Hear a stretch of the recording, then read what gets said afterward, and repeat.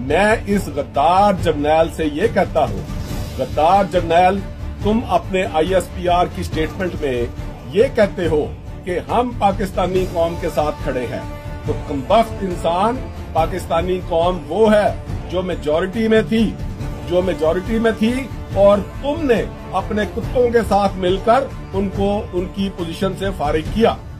تو جو فوج ہے، جو ہماری میجورٹی فوج ہے، وہ اس عوام کے ساتھ کھڑی ہے۔ اب تو اپنا جرنیل مروا کر بھی خاموش رہے تو تم لوگ کیا چیز ہو پھر؟ تو میرے پیارے غدار جرنیل، یہ جو کارروائی ہے، یہ کارروائی قوم کی خواہشات کے مطابق نہیں ہے۔ جو تم لوگوں نے مل کر، جو تم لوگوں نے اپنے گنڈے شامل کر کے فوج کو بدنام کرنے کی کوشش کی، پاکستانی قوم کو بدنام کرنے کی کوشش کی، پاکستانی قوم جو میجورٹی چاہتی تھی اس کو آپ نے ناکام کرنے کی کوشش کی،